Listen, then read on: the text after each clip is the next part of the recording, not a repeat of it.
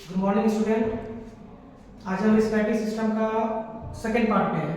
तो अभी तक पार्ट 1 में हमने क्या डिस्कस किया है, आपका इंट्रोडक्शन हो गया है, एनाटॉमी हो गया है आपका, मतलब नेजल कैविटी से लंग्स तक क्या क्या ऑर्गन के थ्रू ट्रेवल करता है वो, देन आपका मसल्स एंड देयर फंक्शन। अब हम देखते हैं एक्सचेंज ऑफ गैसेस।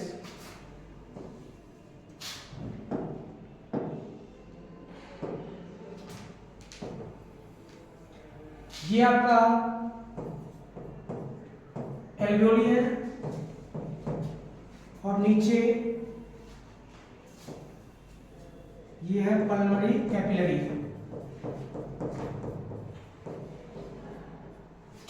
तो सबसे पहला एक्सचेंज ऑफ गैसेस, आपका जो गैस है ये लंग्स में आ गया, अब लंग्स से ये टिश्यू में जाएगा। तो सबसे पहले जो कैपिलरीज के थ्रू पास करता है इसे हम लोग बोलते हैं एक्सटर्नल रिस्पिरेशन। टिल एल्वियोली ये एक्सटर्नल रिस्पिरेशन है आपका। अब हमें देखना है कोई भी गैसेस एल्वियोली से आपके कैपिलरीज में कैसे पास करता है। एक वर्ड है पार्शियल प्रेशर, उसे सबसे पहले हमें समझना है। पार्शियल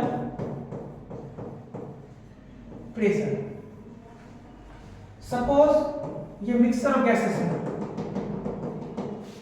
इसमें से कोई एक गैसेस की अगर हम ऑक्सीजन का लेके चलते हैं, कितना ऑक्सीजन इस मिक्सचर ऑफ गैसेस में प्रेजेंट है उस चीज को निकालने का और डिनोट करने का प्रोसेस होता है ये आपका ऐसे हम लिखते हैं पार्शियल प्रेशर ऑफ ऑक्सीजन। अगर कार्बन डाइऑक्साइड का लिखना होगा तो partial pressure of carbon dioxide. तो ये आपका पार्शियल प्रेशर ऐसे डिनोट करते हैं। अब हम देखते हैं इस प्रूफ को फिर से ऐसे हम बना के देखते हैं। ये आपका हो गया, इधर ही देख लेते हैं।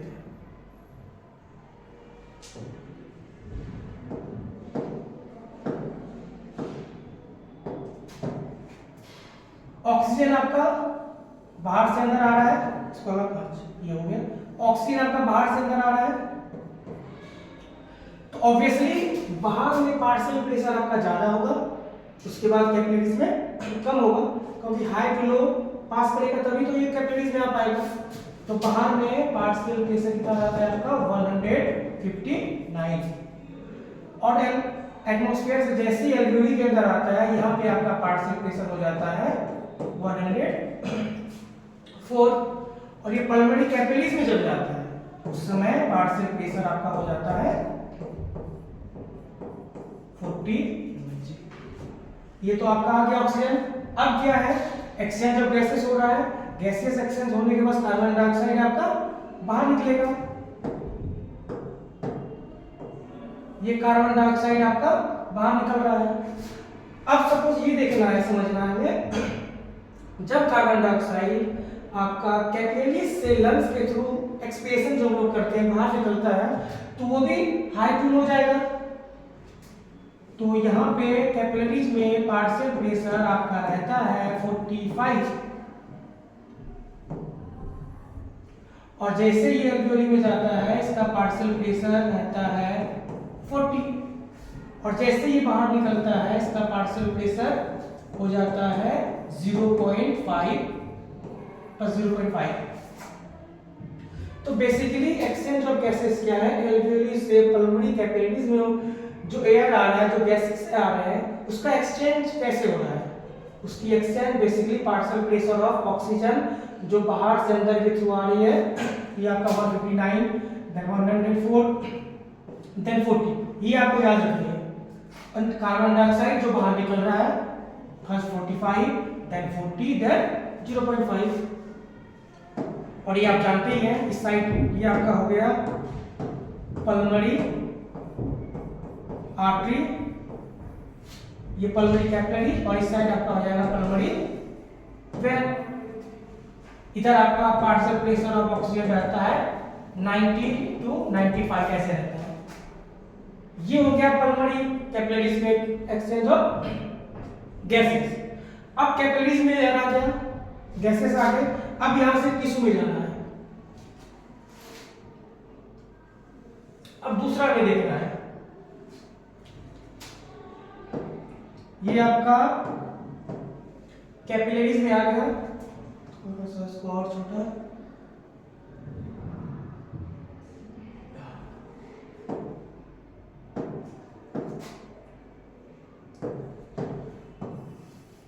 ये आपका कैपिलरीज में आ गया है।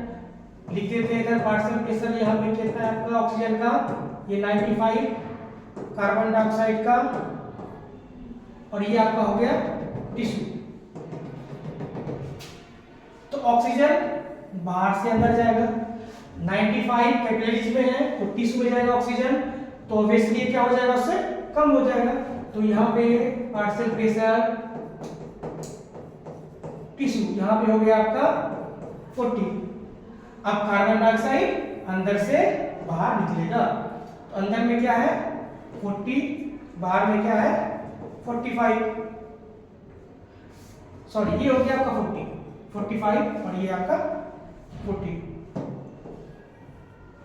क्योंकि जब भी कोई गैसेस एक जगह से दूसरी जगह ट्रांसपोर्ट करेगी तो ऑब्वियसली वो हाई टू लो पे जाएगी। तो इसलिए इधर partial pressure of carbon dioxide आपका है 45 और फिर ये कैपिलरीज में जाके 40 हो जाता है।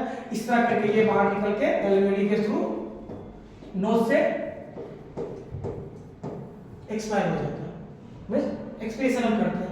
तो बेसिकली हम फिर से देखते हैं एक्सचेंज ऑफ गैसेस है क्या। एक्सचेंज ऑफ गैसेस 2 लेवल पे होती है, पहला आपका हो गया कैपिलरीज लेवल पे, दूसरा टिश्यू लेवल पे।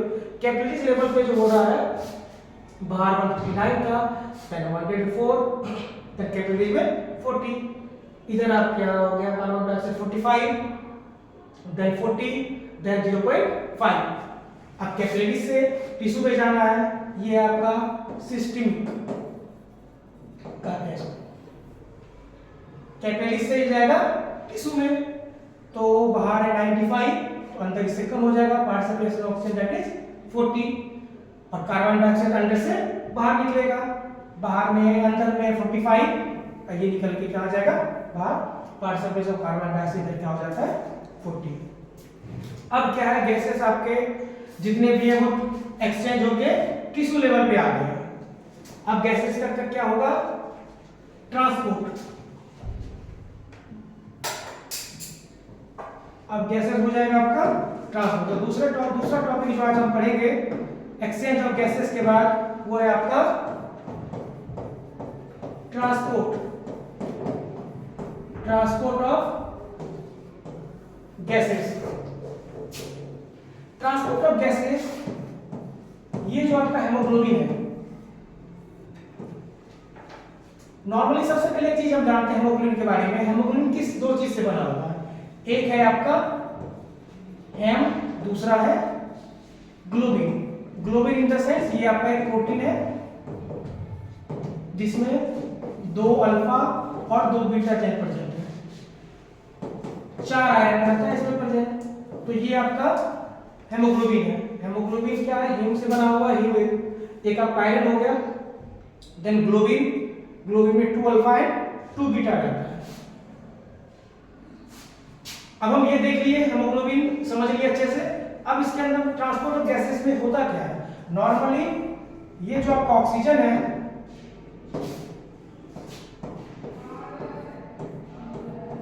ये बाइंड करता है या तो प्लाज्मा के साथ या हेमोग्लोबिन के साथ। ऑक्सीजन या तो प्लाज्मा के साथ बाइंड करेगा या हेमोग्लोबिन के साथ बाइंड करेगा। प्लाज्मा के साथ 3% और हेमोग्लोबिन के साथ 97%। तो ये बेसिकली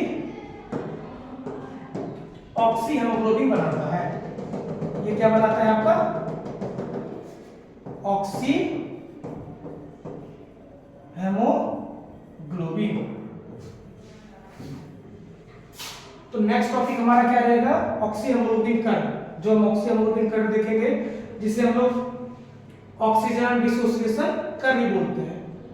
तो आज अभी तक ये सेकंड पार्ट तक हमने क्या क्या पढ़ा, सबसे पहले इंट्रोडक्शन पढ़ा, nose, then nasal cavity, then pharynx, then larynx, then trachea, then lungs. Lungs में आ जाते हैं एल्वियोली में एक्सचेंज ऑफ गैसेस आपका हुआ।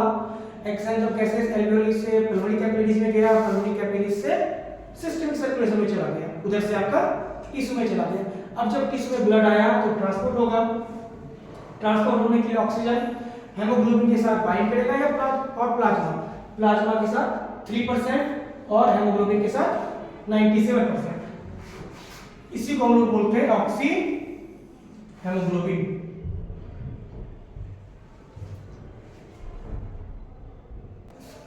अब हम स्टार्ट करने वाले हैं आपका ऑक्सी हेमोग्लोबिन कर्व। ये सबसे इंपॉर्टेंट टॉपिक है आपका। ऑक्सी हेमोग्लोबिन कर्व होता क्या है? ये जो ऑक्सीजन है आपका हेमोग्लोबिन के साथ बाइंड करता है, तो एक ग्राफ के बेसिस पे से दिखा जाता है। नॉर्मली ये आपका सिग्मोइड शेप का रहता है। ये किस शेप का रहता है? सिग्मोइड शेप का रहता है।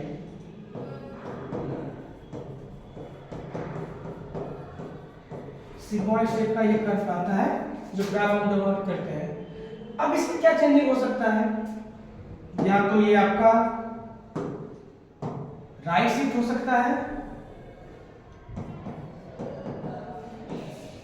या ये ग्राफ आपका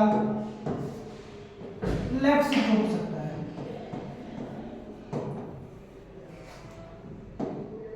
अब हमें समझना क्या है राइट शिफ्ट और लेफ्ट शिफ्ट मतलब क्या है?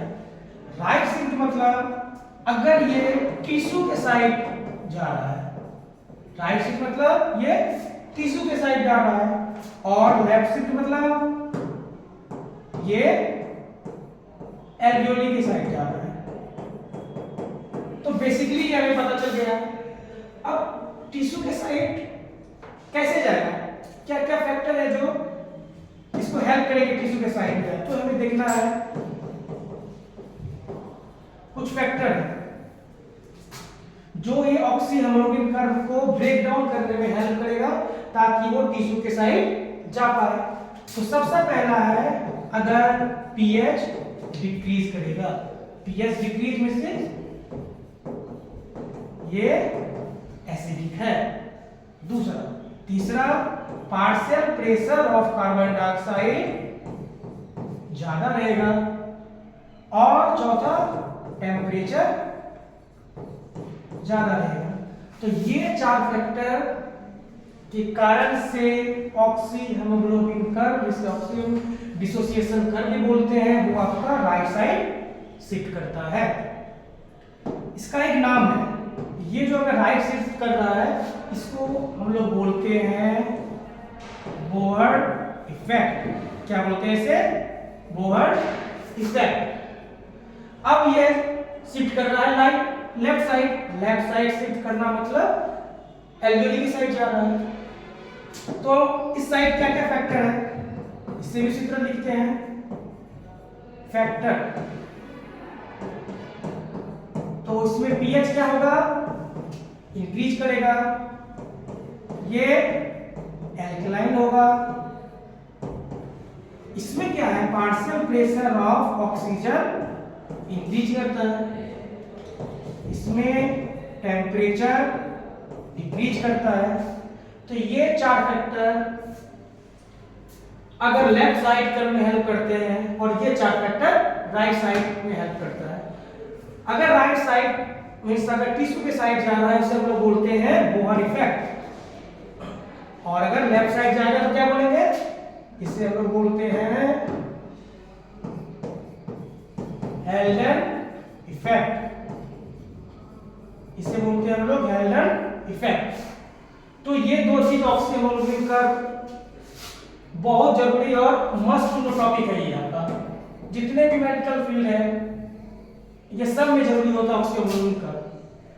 तो आज ये ऑक्सी हेमोग्लोबिन का कंप्लीट करके हम नेक्स्ट आपका पार्ट पे चलेंगे, नेक्स्ट साइड में जो आपका होगा आपका वॉल्यूम, जितने वॉल्यूम है वो हम डिस्कस करने वाले हैं।